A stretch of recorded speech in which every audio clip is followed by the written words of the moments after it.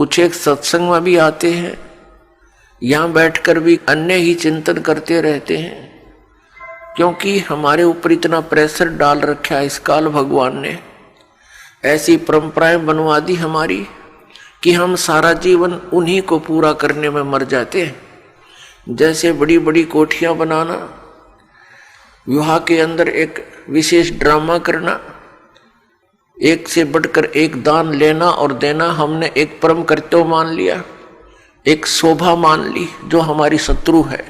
अध्यात्म मार्ग में सबसे बड़ी शत्रु है ये वस्तु जो हम सर्व अधिक करते हैं। एक प्लॉट ले लिया, संतुष्टि नहीं, दूसरा और ले लूं। एक कोठी बना ली, संतुष्टि नहीं, एक और बना दूं। उद्देश्य चाहे कैसा भी रहे कि अधिक बिक जाएगी, ज्यादा कीमत मिल जाएगी, धनी हो जाऊंगा। धनी होकर क्या करेगा? बेटी का विवाह करूंगा, उसमें पैसे लगाने पड़ेंगे। कोठी और बना लूंगा, दुनिया में शान बन जाएगी। इसी जोड़ तोड़ में मृत्यु हो जाती है। ना वह कोठी काम आई, ना ही वो चिंतन काम आया। फिर कुत्ता बनकर वहीं पर सैर सपट्टे कर रहा है उस कोठी के आसपास, उसमें कोई घुसने नहीं देगा। फिर परम पिता परमात्मा पूर्ण ब्रह्म सर्व सृष्टि रचनहार सर्व उत्पादक, ये परमात्मा कौन है, कहाँ रहते हैं, उनकी क्या स्थिति है, वे साकार हैं या निराकार हैं, वे परमात्मा हमें क्या लाभ दे सकते हैं, यह जानकारी पुण्यात्माओं सत्संग से होती है। और जिन पुण्यात्माओं को सत्संग उपलब्ध होता है, धन्य है उनके माता पिता जिनसे जन्म हुआ, क्योंकि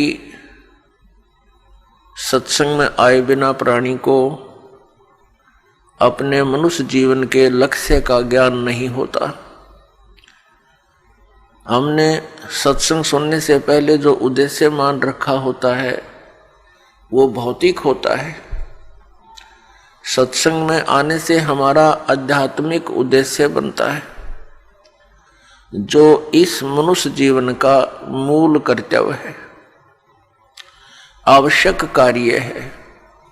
जैसे अपने निर्वाह के लिए जो क्रियाकर्म हम करते हैं वो तो मजबूरी है और प्रत्यक्ष दिखाई देती है, वो भी हमने करनी पड़ेगी क्योंकि वो हमारी व्यवस्था है, मजबूरी है।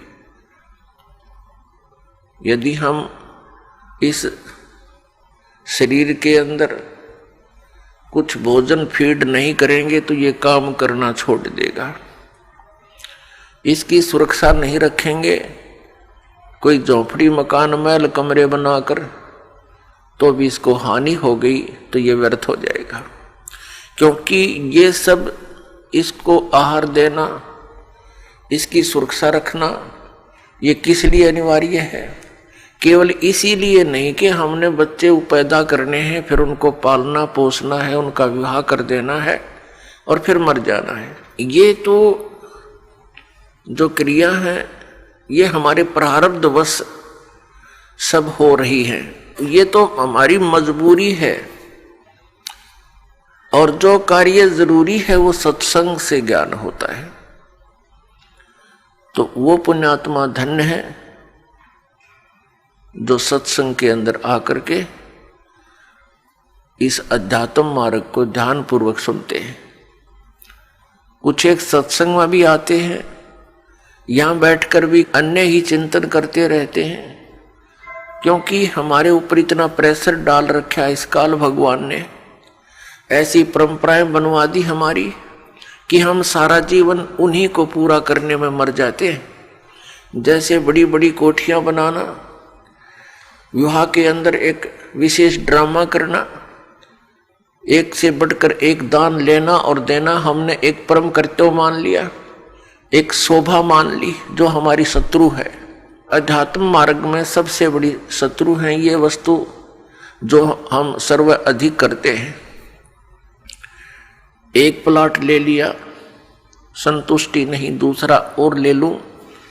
एक कोठी बना ली, संतुष्टि नहीं, एक और बना दूं। उद्देश्य चाहे कैसा भी रहे कि अधिक बिक जाएगी, ज्यादा कीमत मिल जाएगी, धनी हो जाऊंगा। धनी होकर क्या करेगा? बेटी का विवाह करूंगा, उसमें पैसे लगाने पड़ेंगे। कोठी और बना लूंगा, दुनिया में शान बन जाएगी। इसी जोड़ तोड़ में मृत्यु हो जाती है। ना वह कोठी काम आई, ना ही वो चिंतन काम आया। फिर कुत्ता बनकर वहीं पर सैर सपट्टे कर रहा है उस कोठी के आसपास, उसमें कोई घुसने नहीं देगा। फिर तो पुण्यात्माओं, सत्संग में आने से प्राणी को ज्ञान होता है कि हम क्या कर रहे हैं, हमने करना क्या चाहिए था। तो फिर हमारी दिशा बदल जाएगी और दिशा बदलने के बाद फिर हम उस क्रिया को करेंगे जो मनुष्य जीवन की आवश्यक है। इसके साथ साथ जो निर्वाह के लिए कर्म है वो भी करेंगे। ये अनिवार्य है, वो हमारा एक आवश्यकता है हमारी उसकी शरीर निर्वाह के लिए। तो उसको भी हम मिनिमाइज करेंगे, तभी हम भक्ति कर पाएंगे। बच्चों का विवाह भगवान ने करके भेजा होता है। ये आपकी भूल है कि हम ही उसका संयोग जोड़ते हैं। एक पुत्री के वर खोजने के लिए 3-3, 4-4 वर्ष भटकता रहता है व्यक्ति, और जब समय आता है परमात्मा अपने आप संयोग जोड़ देता है। तो उसके बाद फिर ड्रामाबाजी हमारी रह जाती है। पता नहीं क्या क्या उसके उपलक्ष्य में हम 36 फंड करते हैं, कहीं डीजे बजाते हैं, पता नहीं क्या क्या सामान खरीद के दिखाना, लोग दिखावा। फ्रिज है, कूलर है, फलाना है, दकड़ा है, मशीन है, और वो आगे सारा कति काम नहीं आती। 20 वर्ष तक पड़ी पड़ी जरे वहां पर। तो कहने का भाव ये हमने कम करना है। परमात्मा से जोड़ दो अपने बेटा और बेटियों को। जिसके साथ भगवान हो गया फिर उसको कमी काहे की रहेगी। हमारा विश्वास उठ चुका है भगवान से, क्योंकि हम शास्त्र विधि को त्याग कर मनमाना आचरण करते रहे, जिस कारण से भगवान से मिलने वाली जो सहायता थी वो हमें प्राप्त नहीं हुई। भगवान की भक्ति करते करते भी हम ज्यों के त्यों बने रहे। आपदाएं आती रही, निर्धन होते चले गए, व्यवसायों में घाटे बनते चले गए, भगवान से आस्था हट गई। एक जगह गए, दूसरी जगह गए, वहां भी बात नहीं बनी, तीसरी जगह गए, चौथी जगह गए, नहीं बात बनी, तो अंत में हम नास्तिक हो जाते हैं कि भगवान है ही नहीं। तो पुण्यात्माओं, ये सत्संग विश्व के अंदर जो बरवाला आश्रम के अंदर है, ये सत्संग कहीं पर नहीं है। ये अभिमान नहीं, ये यथार्थ ज्ञान जानना, क्योंकि ये वो ज्ञान है जो परमात्मा ने स्वयं आकर बोला है, जिसको सूक्ष्म वेद कहा है, जो 5वां वेद है। इस 5वें वेद के अंदर ये ऑल इन वन है। ये 5वां वेद जो है ये ऑल इन वन है।